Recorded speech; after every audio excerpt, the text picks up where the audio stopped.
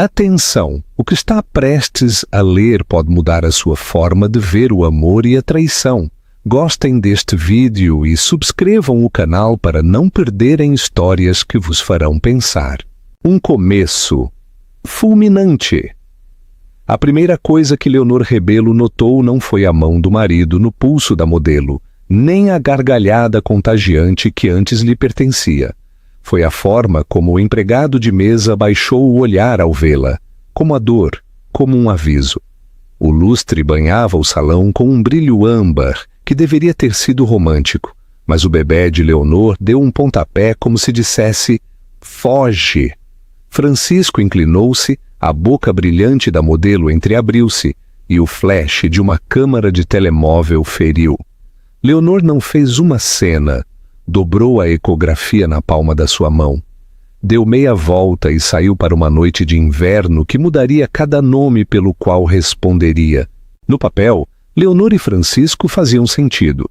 Ele era Francisco Viana, fundador e CEO da Horizontes Biotech, uma empresa de biotecnologia de Lisboa, cujo preço das ações subia cada vez que dava uma conferência vestido com um impecável fato azul marinho.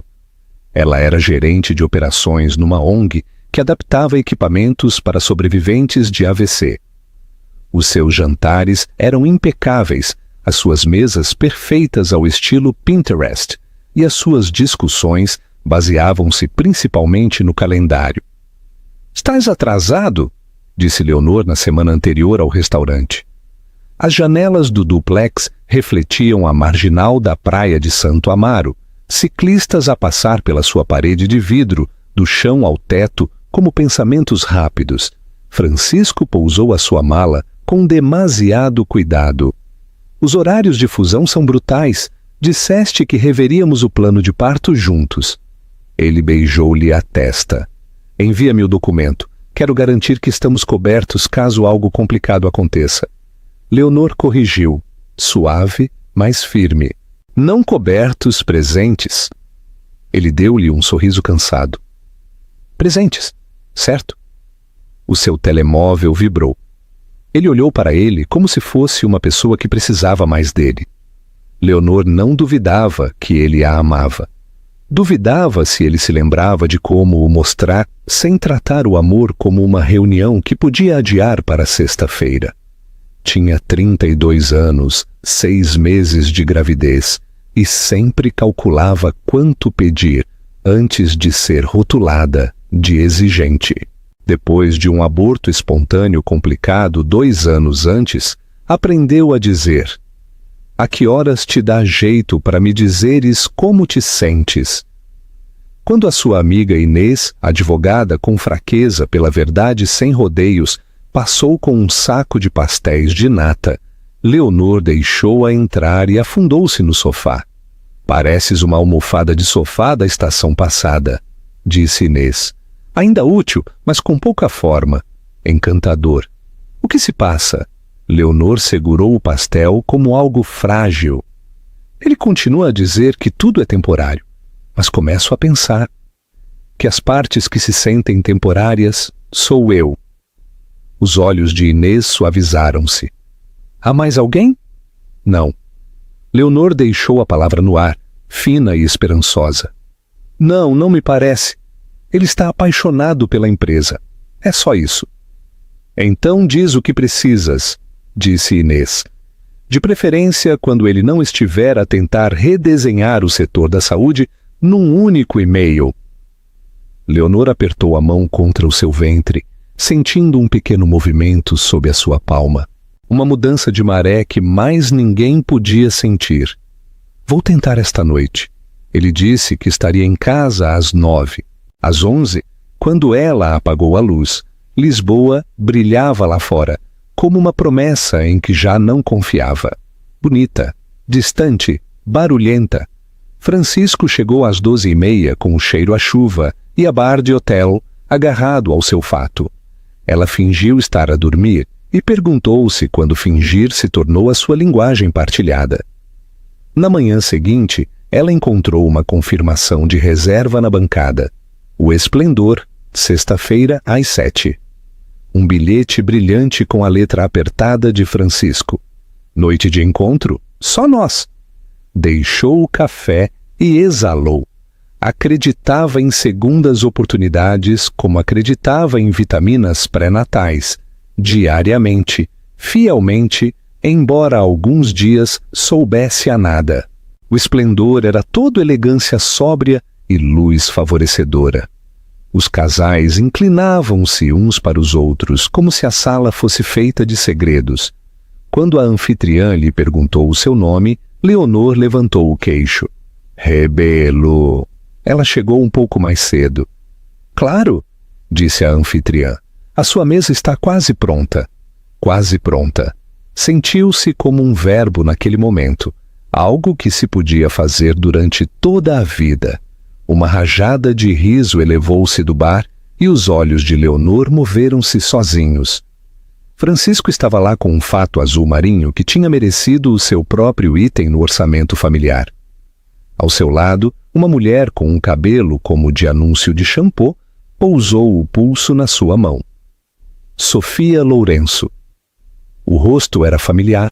Anúncios, uma campanha de relógios, um andar que podia mudar o nome dos passeios. O beijo não foi cinematográfico. Foi breve, um flash. Mas há um tom de traição que vibra no corpo. A nota soou e Leonor soube. Uma câmara de telemóvel clicou. Outra. O empregado de mesa inspirou fundo. Leonor observou 2 segundos em que o seu casamento se quebrou em silêncio. Não foi melodramático, foi ordinário. Isso tornou-o pior. Ela deu meia volta e saiu. Sem tempestade, sem vidros partidos. Apenas o ar e o som dos seus próprios sapatos no passeio. Não foi para a casa, foi para o escritório, onde guardava as coisas que mais lhe importavam. Uma pequena caixa que continha a ecografia e a carta que tinha começado a escrever 8 semanas antes, depois de Francisco ter perdido a ecografia de anatomia. Na altura tinha sido teórica, um simulacro que prometeu a si mesma não precisar. Agora sentou-se na sua secretária. Terminou-a, dobrou-a num envelope branco, endereçou-o com a sua letra limpa e arrumada. Francisco. Em casa ele colocou a carta contra o cesto de frutas de cerâmica azul que tinham comprado em Coimbra, porque lhes lembrava um dia, sem nuvens. Ela pegou no que precisava. Vitaminas pré-natais, umas leggings, a camisola que fazia com que os estranhos dissessem: "Que boa corte fica!" Percorreu a sala do bebê, com o cartão de amostra de tinta ainda colado na parede. Menta gelada, lua prateada, trigo suave. Fechou a porta e deixou a chave debaixo do vaso de terracota que usavam para o manjericão. O ferry para Olhão era algo lento e perdoador. O seu ritmo, antigo, fiável. Leonor parou na balaustrada, o frio a cortar-lhe a cara, e observou como a cidade sangrava na névoa. Em algum lugar, uma notificação soou. Silenciou o seu telemóvel. "Primeira vez na Ria Formosa?"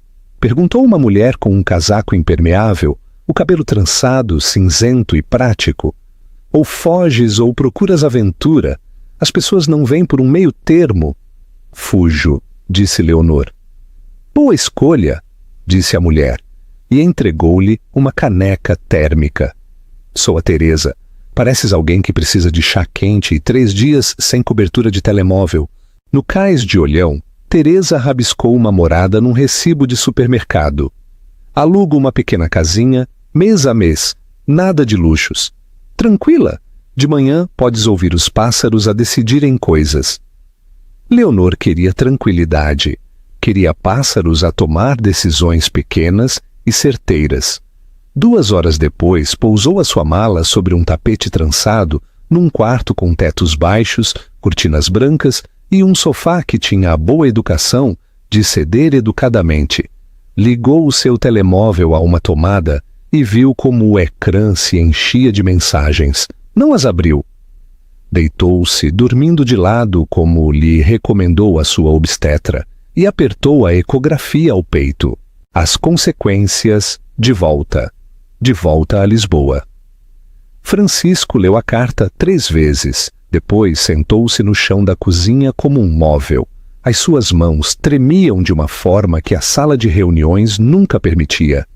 Francisco, vi-te esta noite no esplendor. Havia câmaras. Tu pegaste na mão dela como se estivesses a tentar evitar que um passarinho fugisse.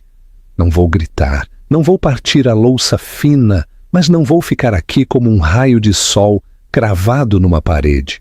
Estou a tirar um tempo. O bebê e eu estamos a salvo. Quando estiveres pronto para falar sem me gerir, sem gerir a narrativa, liga à Inês. Ela saberá como me contactar se eu quiser ser contactada. Por favor, não me procures para arranjar os teus danos. Procura-me quando te lembrares de como te apresentares. Francisco ligou. Enviou mensagens de texto. Fez videochamadas. O toque acumulou-se num coro de necessidades não respondidas. Ligou para a Inês. Ela também não atendeu. Ele sabia que o restaurante chegaria aos blogs de fofocas pela manhã. Também sabia que o pior de tudo isto não era público. Era privado. O olhar que não pôde ver. A forma como Leonor se tinha mantido de pé. Ou tinha caído, ou tinha voado. Fechou os olhos. O reflexo do lustre ainda tremia na sua mente. A mãe de Francisco, Dona Antônia de Viana, tinha a calma que só vem de nunca se perguntar se será obedecida. Sentou-se no balcão do pequeno almoço com um casaco branco de inverno. Uma pequena pérola simulava um colar de desculpas que ela nunca daria. A ótica é manejável, disse, mexendo uma colher numa chávena vazia. A minha esposa foi-se embora, disse Francisco. Tem 6 meses de gravidez e foi-se embora. Queres dizer que não atendeu o telemóvel durante 12 horas? Ele exalou, um som como uma porta a fechar. Não tenho tempo para as tuas definições. Sempre tens tempo para as minhas. Antônia olhou para a sua gravata. Endireita, entras em câmara às 10. Câmara às... Focar-nos-emos na linguagem da privacidade. Pede respeito pela tua família. Expressa lamento pela especulação e deixa passar. Beijei alguém que não era a minha esposa, disse, saboreando as palavras como se fossem de outra pessoa. Foste visto a namoriscar com uma modelo, replicou ela com suavidade. Aconteceu num lugar público. Já aconteceu. O que fazemos agora é estabelecer o enquadramento antes que mais alguém o faça. Ela tocou no seu telemóvel. Uma declaração preparada piscou no ecrã. Lê isto, depois veste-te. Francisco quis atirar o telemóvel. O menino que levava dentro, o que construía casas com caixas de sapatos, sabia que não servia. Partir não arranjava nada. Ligou para um número que nenhum publicitário conhecia. Inês, disse quando ela atendeu. Por favor. A voz de Inês seguia uma linha cuidadosa entre a lei e o amor. Leonor está a salvo. Pediu-me para ir à sua porta. Preciso de a ver. Precisas de assumir a responsabilidade sem que a sua segurança seja sobre ti, disse Inês. Por uma vez, lamento. Diz-lhe isso quando ela estiver pronta. O ciclo de notícias fez o seu papel. Criou uma narrativa. As fotos, um beijo granulado e com luz âmbar, os titulares. O rei da biotecnologia visto com a modelo Sofia Lourenço no esplendor. Onde está a sua esposa grávida? As opiniões, mais ruidosas que a verdade, mais suaves que a dor. Um especialista disse com voz brilhante que Leonor tinha sorte de ter opções. Outro disse que deveria esforçar-se mais para manter o seu homem. Francisco suportou uma breve declaração perante a Câmara. O meu casamento é privado, disse. O meu foco está na minha família. Os olhos de Antônia aprovaram. Os e-mails da direção aprovaram. As ações encolheram os ombros e seguiram o seu curso. Aos 10 dessa noite, Francisco sentou-se na beira de uma cama que parecia pertencer a alguém eficiente. Deslizou pelo Instagram de Sofia. Ela não tinha publicado nada. Enviou-lhe uma mensagem de texto. Precisamos de falar, Sofia respondeu. Vemo-nos onde nos conhecemos. 12:00. Amanhã. O jardim do terraço do edifício da Horizontes Biotech destinava-se a suavizar a paisagem urbana. A ele fê-lo sentir pequeno.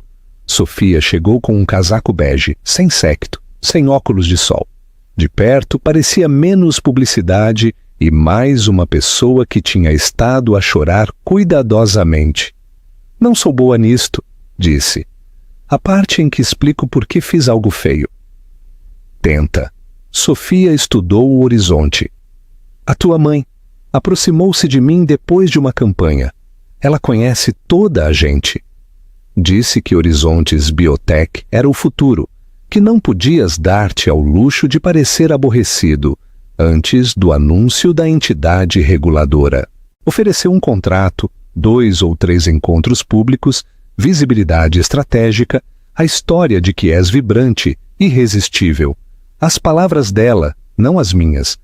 Francisco sentiu a familiar náusea da lógica corporativa disfarçada de preocupação. Ela disse-te para me beijares. Não, disse. Disse que provavelmente o farias tu mesmo eventualmente. Sofia engoliu em seco. No início, disse que não. Depois, a leucemia do meu irmão piorou. As pessoas da tua mãe cobriram um medicamento experimental que o seguro não cobria. Disse que não me estava a vender. Estava a comprar tempo para o Manuel. Finalmente, olhou nos olhos. Não me orgulho de nada disto. Mas diz-me se alguma vez não usaste o dinheiro para facilitar algo que querias. O silêncio quebrou-se entre eles. Ele tinha feito, ele fazia, odiava o espelho que ela segurava. A Leonor sabe. Tentei contactá-la, disse Sofia. Bloqueou-me. A Inês disse-me para a deixar em paz. Tens provas? Perguntou. Contratos, mensagens. Sofia assentiu. O casaco estalou. Guardei tudo. Imaginou-se a entrar na casa de Antônia e a deixar uma pilha de impressões sobre a sua bancada de mármore. Imaginou as suas discussões. Cirúrgicas, praticadas, a tirar sangue sem levantar a voz. Imaginou Leonor como algo mais do que uma variável que podia abordar. Preciso de encontrar a minha esposa, disse, surpreendendo-se a si mesmo ao usar o tempo presente como um voto. Sofia parecia aliviada e destroçada em partes iguais. Encontra-a e diz-lhe que lamento. Diz-lhe que o menino... Hesitou. O teu bebê? Espero que... Sofia abanou a cabeça. Esquece. Não posso esperar nada. Pode ser humana, disse Francisco em voz baixa. Ela riu-se a meias. Não é para o que fomos contratados. Os dias de Leonor em Olhão começaram da mesma maneira a ouvir um silêncio que pertencia a um lugar que não a conhecia. A casinha tinha uma lareira, mais velha que o seu casamento, e um bule que fazia pequenos ruídos encorajadores. Conectou-se à página de uma obstetra local. A clínica ficava a 2 ruas, escondida entre uma padaria e uma livraria, cujo dono a observava como se fosse uma página que se tinha desprendido de um romance. A obstetra, a doutora Isabel Costa, era uma daquelas mulheres que podiam tecer a calma em cada consulta. Estabeleceremos controlos pré-natais semanais por agora, disse com as mãos quentes à volta do pulso de Leonor. Estás a carregar com o peso de uma mudança, querida. Não me mudei, disse Leonor surpreendida pela atitude defensiva. Eu fui embora. Ir-se embora é o começo de uma mudança, respondeu a doutora Isabel. Vais mover o teu corpo, a tua mente, as tuas expectativas. Será um trabalho. Faloemos devagar. Teresa, dona da casinha e da livraria com opiniões à venda, ligou uma tarde com um saco de clementinas e uma visita que se sentiu como um resgate. Já fui esposa 2 vezes e mãe uma, disse Teresa. A parte de esposa, posso contar-te coisas. A parte de mãe, não posso dizer nada que importe mais do que a primeira vez que conheceres o teu filho. Leonor chorou porque a verdade disso lhe cravou nos ossos. À noite, abriu um caderno novo, fez listas. Plano de parto, real. Plano de parto, o que digo às pessoas? Dinheiro que realmente tenho. Notas do advogado. Inês tinha atendido a sua chamada com o suspiro de alguém que tinha estado à espera, na outra ponta, de uma linha fina. Posso arranjar-te uma separação legal com apoio temporário, disse Inês. Podemos falar do acordo pré-nupcial. Sei que o assinaste. Também sei que o documento foi construído por um homem que pensava que o amor era um risco que tinha de ser gerido. Não quero lutar, disse Leonor, querendo dizer que não queria lutar sozinha. Não o farás, disse Inês. Mas, Leonor, a imprensa seguirá em frente em 2 dias. A tua sogra não. Antônia exerce o poder da mesma maneira que eu as citações. Tentará intimidar-te. Será cuidadosa, sempre cuidadosa. Já vi os acordos de confidencialidade com o seu perfume ainda neles. Achas que o Francisco sabia? Perguntou Leonor. Queria estar zangada sem apagar tudo o que era bom. Queria não o querer. Acho que ele se esqueceu da diferença entre controlo e amor. Isso não significa que não possa aprendê-lo, disse Inês. Mas aprender é um verbo.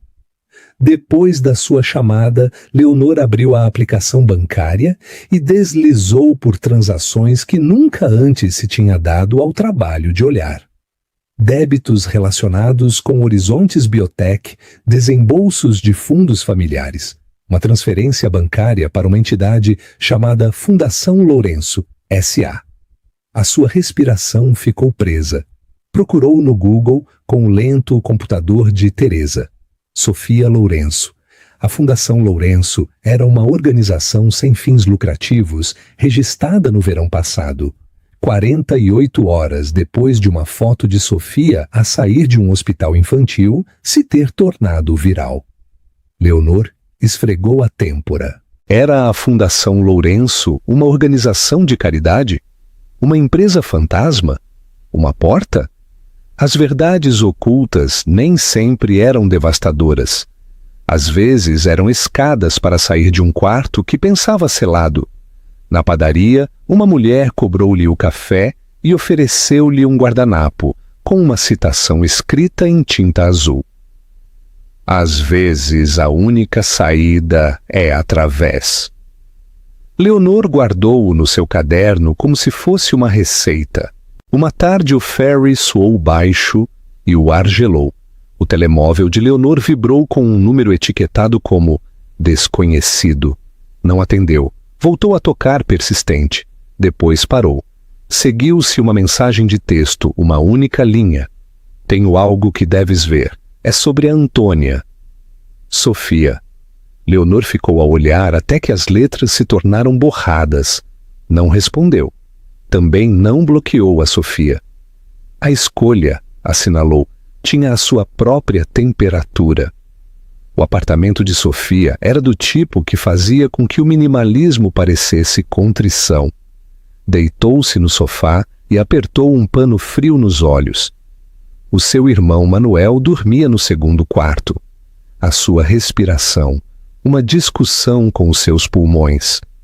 Os seus pais tinham ido embora quando deveriam ter ficado. Sofia aprendeu cedo que a graça muitas vezes chegava como uma fatura.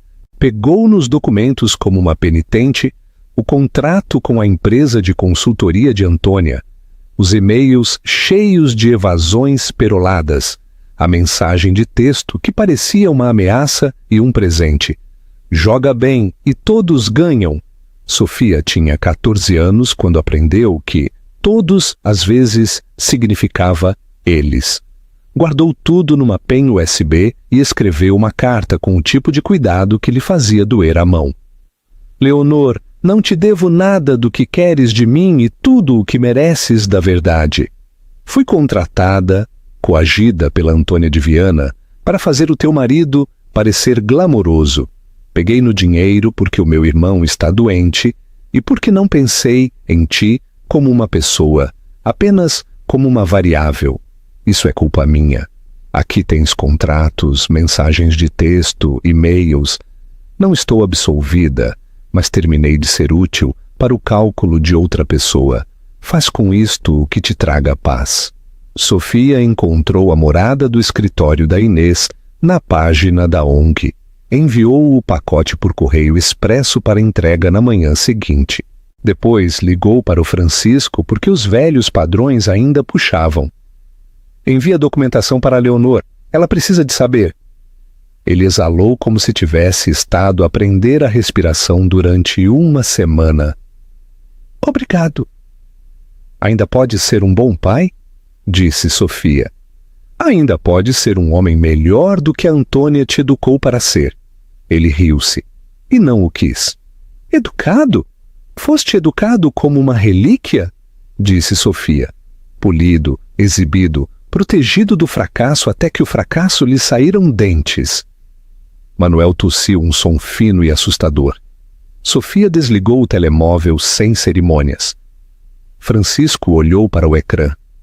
A chamada terminou e sussurrou "Obrigado" na sua cozinha vazia, como se a palavra pudesse chegar a algum lado sem a coragem para a levar, o confronto e a reunião. Francisco chegou à casa da mãe numa tempestade que se levava a sério a si mesma. A casa de Antônia dominava o lago como um julgamento. As paredes mantinham o pesado silêncio da arte cara. "Isto é uma emboscada?" perguntou Antônia enquanto ele entrava no seu escritório. "É um ajuste de contas", disse e deixou os e-mails impressos sobre a secretária de Mogno. Ela folheou-os com os olhos tão frios como uma janela de inverno. "Associamo-nos a uma figura cultural para melhorar a história da marca. Pagaste a uma mulher para que fosse vista com o teu filho casado. Foste cúmplice", disse Antônia, com suavidade, com racionalidade, se não legalmente. "Diz-me que não gostaste de ser desejado."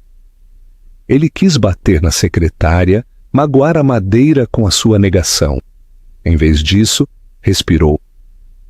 "Gostei de me esquecer que construí uma vida onde o amor é uma reunião de calendário. Gostei de me esquecer de coisas que não deveria ter esquecido. Isso termina agora." Antônia recostou-se, um levantamento de sobrancelhas como uma cortina. "Achas que a Leonor te perdoará porque encontraste um vilão?" "Acho que me tornarei num homem digno de perdão", disse.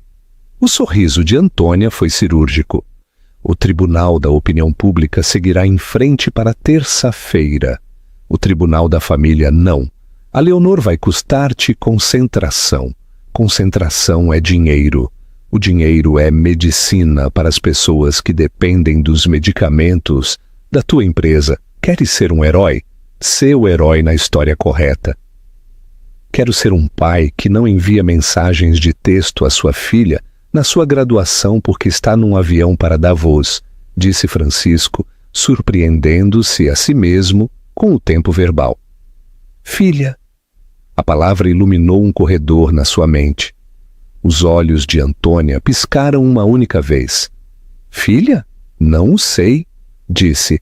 "Sabê-lo-ei quando chegar o momento." Ele pôs-se de pé. "Vou retirar-me das operações diárias durante um trimestre. Assumirei as consequências da direção. Pagarei a multa por incumprir o teu pequeno espetáculo. Terminei de subcontratar a minha alma." "Vais arrepender-te", disse ela, com a voz baixa com uma maldição de mãe, disfarçada de bênção. "Lamento ter perdido a ecografia de anatomia", disse. "Lamento ter ensinado a Leonor que tinha de me gerir como uma crise. Lamento ter acreditado que o amor é relações públicas. Isso é arrependimento suficiente para uma vida." Foi-se embora e, pela primeira vez desde o restaurante, chorou como se a chuva tivesse dominado o seu rosto. Aos homens é sempre dito para procurarem a solução. Às vezes, a solução é sair do quarto em que sempre te elogiaram por estares. Ligou para a Inês. Por favor, disse, diz-lhe que quero reunir-me em qualquer lugar onde ela se sinta segura, sem pressão. Vou embora se ela olhar para a porta. Inês hesitou. Vou perguntar, mas deve saber algo. Não será uma reunião de perdão. Poderia ser uma reunião de limites. Bem, disse, finalmente aprendi o valor de um limite. Reuniram-se na livraria porque as histórias, às vezes, podem traduzir idiomas que as pessoas se esquecem que falam. Leonor sentou-se numa pequena mesa ao lado da janela. A chuva escrevia uma carta no vidro. Vestia uma camisola cinzenta, o cabelo preso, como tinha estado na noite em que escolheram as amostras de tinta para o quarto do bebê. Francisco aproximou-se, sem teatralidade. Tirou o casaco como um homem que tira uma armadura. Obrigado por... Ele começou. Senta-te, disse ela. A sua voz era suave, o que era pior do que se tivesse sido dura. Ele sentou-se. Por um momento apenas se olharam. O seu rosto estava mais magro. Os seus olhos tinham uma firmeza que ele não se lembrava. Ela tinha encontrado um tipo diferente de força, a que não se obtém ao ganhar. Ele esperou. Por quê? Perguntou ela finalmente. A versão curta é que construí uma vida onde o desejo se sentia perigoso. Assim desejei coisas pequenas, pré-aprovadas, até que confundi o alívio com o amor. A versão longa envolve a minha mãe e um contrato, e a minha própria preguiça perante a tentação. Ele olhou para as suas mãos. Traí-te, não só com um beijo, com meses de me esquecer que não és uma variável na minha vida. Leonor assentiu lentamente. Recebi o pacote da Sofia. Não soube que o tinha enviado até depois, disse. Confrontei a minha mãe. Vou retirar-me da Horizontes Biotech. As suas sobrancelhas se levantaram. Isso não é um gesto que me compre de novo. Essa é a tua vida. É um começo, disse. Para mim. E para mim? Perguntou ela. Isso não é meu para declarar. Ela o observou como se fosse há um tempo um estranho e uma pessoa a quem costumava amar. Fiz uma lista, disse, tirando um dobrado do seu caderno. Limites. Verás o bebê quando fixarmos horários. Não visitas surpresa. Não relações públicas sobre o nosso filho. Não permitirás que a tua mãe se aproxime de mim sem o meu consentimento. Sim, disse ele. Assistirás à terapia não só de casal, pessoal, com um terapeuta a quem não importe o teu currículo aborrecido. Sim, e doarás anonimamente ao fundo de investigação que salvou o irmão da Sofia, sem placa, sem imprensa. Ele tragou um ruído que poderia ter sido o orgulho, tentando mudar a sua imagem. Sim, e se alguma vez voltares a beijar alguém que não seja eu, não quero uma carta. Quero uma assinatura notariada nos papéis de divórcio e silêncio. Ele a olhou. Sim. Foi o sim mais fácil que tinha dito em meses. Falaram lento e civilizadamente, enquanto senhoras de um clube de leitura passavam com botas de chuva. Fizeram um horário como pessoas divorciadas, compassivas e precisas. Quando se levantaram para ir, Leonor apertou a mão contra o ventre e encolheu-se. Começou ele, o pânico uma coisa viva na sua garganta. Só uma contração de Braxton Hicks, disse ela, o seu hálito relaxando. Contrações de prática, o corpo ensaia. Bem, disse ele, a prática é boa. Ela quase sorriu. Não sempre. Ele abriu-lhe a porta. Ela passou sem olhar para trás. Ele não a seguiu. O progresso, afinal, pode ser tão silencioso como alguém deixando que outra pessoa passe primeiro. O julgamento e a nova vida Antônia fez o que Antônia faz. Apresentou uma petição de direitos de visita de avós, apresentando-se como protetora de um menino cuja mãe tinha fugido sob angústia mental. Nunca usou palavras sujas. Usou palavras limpas de maneiras sujas. A voz de Inês tremia de raiva enquanto informava Leonor. Vem a ti com um sorriso e um alfinete de ama. Não quero uma luta judicial, disse Leonor. Talvez não tenhas escolha se queremos estabelecer limites com dentes, disse Inês. As boas notícias, os documentos de Sofia, mais a tua carta, mais a cronologia de assédio que agora podemos documentar, a petição de Antônia parecerá o que é. O que é? Perguntou Leonor, embora o soubesse. Controlo disfarçado de cuidado, disse Inês. Eles se prepararam, apresentaram as suas próprias moções e compraram mais blocos legais que pão. Teresa deixou um prato de bolachas de aveia no limiar e uma nota. Não és horrível por teres medo, és valente por estares aqui de qualquer maneira. Leonor a fixou na geladeira. As salas de julgamento estão mal desenhadas para o desamor. A madeira é demasiado polida para a desesperação. Antônia chegou com um fato cinzento pomba que sugeria que tinha aburguesado o remorso. Francisco sentou-se atrás de Leonor, não ao seu lado, a pedido dela. Sofia entrou com um vestido simples e falou com uma firmeza nascida de demasiados anúncios. Relatou o contrato. A pressão. A fraseologia particular para uma participação mais ampla antes de marcos regulatórios. A juíza, uma mulher cujo cabelo tinha renunciado à vaidade em favor da clareza, ouviu quando foi a vez de Leonor. Ela se pôs de pé e contou uma história que evitou o espetáculo. Fui porque precisava sentir-me segura, disse. Fui porque estava cansada de ser gerida. Fui porque o meu bebé deu um pontapé, como dizendo, mereço algo melhor que um pai que negocia com o meu valor. A juíza fez perguntas práticas. Onde vivia? Quem era o seu médico? Quando estava previsto o parto?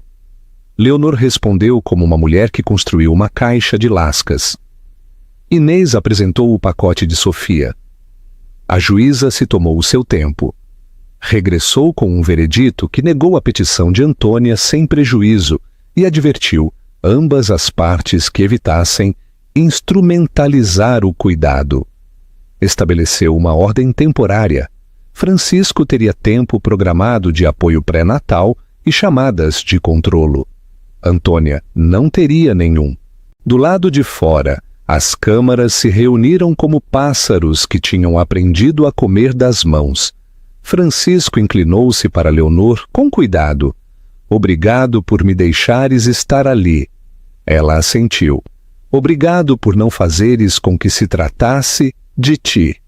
Antônia saiu do tribunal como o clima. Olhou para Leonor com um sorriso que nunca lhe chegou aos olhos. És muito boa a interpretar-te como compassiva. Sou muito boa a dizer a verdade, disse Leonor. A boca de Antônia curvou-se delicadamente. A verdade é uma marca como qualquer outra. Leonor não respondeu. Deu meia volta, apertando a palma da mão contra o ventre. O bebé rolou como se estivesse a reposicionar-se para uma melhor estratégia de saída. O parto começou às 13h24 da manhã, a hora em que até os pensamentos mais valentes se sentem fracos. O saco de Leonor rompeu-se com um torrente que assustou o gato, que ela não tinha adotado, mas que tinha adotado os degraus da casinha. Chamou a doutora Isabel, depois a Inês. Ambas chegaram com bolsas que tinham estado preparadas durante semanas, de diferentes maneiras. Conduziram ao hospital Dona Estefânia num Subaru que cheirava a livros e a pastilha elástica de limão. Teresa seguiu numa carrinha ruidosa, com um termo de caldo, porque acreditava no caldo como os adolescentes acreditam no para sempre. As contrações foram dignas no início, golpes corteses. Depois chegaram como decisões que não podiam ser adiadas para sexta-feira. Leonor respirou da forma em que tinha aprendido numa sala com colchonetes. Disse algumas palavras que Francisco teria pago para não ouvir. Quando a enfermeira perguntou se havia um pai a quem ligar, Leonor olhou o teto onde alguém tinha pintado nuvens com misericórdia. Inês a olhou. Queres-lhe? Leonor hesitou durante uma contração e a metade de uma lembrança. Sim. Inês enviou uma mensagem de texto a Francisco com uma única linha. É a hora. Ela diz que sim. Ele conduziu como se a polícia perseguisse a sua antiga vida. Lavou as mãos como penitência. Perguntou à enfermeira onde devia parar e depois parou num lugar que não reclamava demasiado. Sussurrou ânimos sem sentido e depois bons. Observou o parto de Leonor e compreendeu pela primeira vez a arrogância de imaginar que ele era o centro de qualquer sala. A soma de todo o mundo é um desejo perfeito no momento errado. A sua filha chegou. Estava escorregadia e ruidosa, e mais linda do que qualquer coisa pela qual ele tivesse tomado crédito. Leonor chorou num estupor de alívio. Francisco também, porque nada mais tinha sentido. A doutora Isabel colocou o bebê no peito de Leonor e um som se elevou na sala que não tinha nada a ver com os monitores. Era o som de uma história a escolher o seu próximo capítulo. Pensei que seria menino, disse Francisco tremendo e assombrado. Leonor beijou a cabeça úmida da sua filha. Pensei que seria menina, disse. Olá, sussurrou Francisco, maravilhado de que a palavra pudesse ser a um tempo nova e antiga. Não pediu perdão. Contou os dedos como se a gratidão fosse matemática. Chamaram-na Aura, porque se sentia firme. Francisco se afastou enquanto a enfermeira verificava os sinais vitais. Leonor dormiu com o rosto inclinado de uma pessoa que o tinha ganho. No corredor encontrou Inês. Obrigado, disse. Não me des as graças, disse ela. Faz o trabalho, apresenta-te, continua a apresentar-te. Ele assentiu. Já tinha agendado um terapeuta, enviado uma doação anônima ao fundo de investigação e redigido uma renúncia ao círculo de assessores da sua mãe. Estes eram começos, não desculpas. Antônia enviou uma moldura com as palavras: "Os netos já nos completam." Francisco apagou a mensagem e guardou o seu telemóvel num cacifo. Voltou à sala onde Aura tinha aberto um olho como se o estivesse a avaliar. Olá, disse. Vou errar muitas vezes, mas estou aqui. Leonor o olhou. Não sorria. Não chorava. Estava a fazer a aritmética silenciosa de uma mãe que agora resolvia problemas decidindo primeiro a quem convidar à mesa. Faloemos devagar, disse. Sim, disse ele. Devagar é bom, devagar se ganha, ele assentiu. Ganhá-lo-ei. O bebê soluçou com autoridade. Leonor riu, um pequeno som prateado numa sala estéril com propósito. Às vezes a redenção parece confete. Às vezes parece alguém a lavar um prato sem que se lhe peça. Na primavera, a casinha tinha urtigas no jardim, o que Teresa insistia que significava que tudo estava saudável. Leonor construiu uma vida calibrada aos ritmos de um recém-nascido, e a uma mulher que uma vez tinha acreditado que o amor é algo que mantens em silêncio para que permaneça. Dava longos passeios com Aura, atada ao seu peito, e aprendeu os nomes dos pássaros. Voltou à sua ONG a tempo parcial. A receberam de novo como se fosse uma boa ideia redescoberta. No escritório, uma jovem colega confessou que estava a deixar um namorado controlador. Ajudaste-me a vê-lo, disse a mulher, surpreendida. Não o sabias, mas fizeste. Francisco alugou uma pequena casa a 10 minutos de distância, não para espreitar, não para montar um espetáculo, mas para estar perto da vida à qual queria pertencer. Chegava para as visitas programadas com um saco de fraldas, que realmente tinha fraldas, e um porta-bebés que tinha praticado com um saco de farinha até que o algoritmo de YouTube chorou. Assistiu à terapia e às vezes saía com os olhos vermelhos e as mãos trêmulas. Disse à junta que não regressaria completamente. Só serviria como presidente, com autoridade limitada, com efeito imediato. Eles protestaram. Ele se manteve firme. Sofia visitou uma vez num dia tão suave como a roupa limpa. Trouxe um pequeno gorro de malha num saco de papel branco. Não fico, disse na porta, com os olhos úmidos. Queria dizer que espera que ela nunca tenha que perdoar ninguém pelo que lhes pagaram por fazer. Leonor lhe apertou a mão. Espero que o teu irmão se recupere. Falo-á, disse Sofia, atrevendo-se a que a esperança se excedesse. Ou não o fará. De qualquer maneira, amá-lo-emos ruidosamente. Antônia enviou uma carta datilografada em papel grosso, a sua desculpa, legalizada até o limite. Leonor não respondeu. Algumas desculpas não se aceitam não porque sejas cruel, mas porque aprendeste a não convidar um lobo para a cerca. Quando Aura fez 6 meses, pintaram uma pequena sala no duplex de Leonor. O trigo suave ganhou por um voto. Penduraram uma lua de papel. Leonor e Francisco ficaram na porta como turistas numa vida que não estavam seguros de poderem permitir-se. Leonor procurou a mão dele e não a pegou. Deixou que o momento respirasse. Obrigado por comprares a tinta barata, disse. Não é barata, disse ele. É modesta. Ele se sorriu a si mesmo. Estou a aprender. Ela sorriu. Um sorriso real, suave como o clima. Ambos o estamos. Lá fora, Olhão exalava o sal das coisas pacientes. Barcos, velhos cais, pessoas que enterraram versões de si mesmas e seguiram em frente para preparar o jantar. Lá dentro, Aura gorgolejava, sem se impressionar com as tramas e os adultos. Leonor beijou a cabeça da sua filha e pensou naquela noite de inverno. O lustre, os olhos do empregado de mesa, o ar frio beijando o seu rosto. Tinha saído de uma sala e entrado noutra. Tinha deixado uma carta e tinha encontrado uma voz.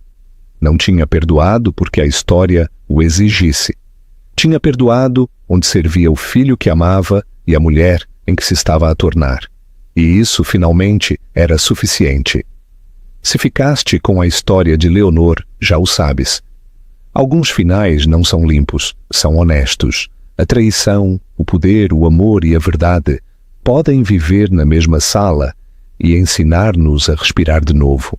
Leonor não regressou à vida que tinha, construiu a que precisava, devagar, com cuidado, com limites que protegem o que importa. A redenção de Francisco não foi um grande gesto, foi apresentar-se, ouvir e fazer o trabalho pouco glamouroso da mudança. E para Aura, a pessoa mais pequena reteve a lição maior. Tornamo-nos na família que praticamos ser. Se esta história te comoveu, adoraria que mantivesses viva esta comunidade. Por favor, gostem do vídeo, partilhem-no com alguém que possa precisar dele esta noite e subscrevam para mais dramas profundamente humanos e de desenvolvimento lento. O vosso apoio ajuda a que histórias como esta encontrem as pessoas que estão prontas para as ouvir. Obrigado por ver e cuidem-se muito.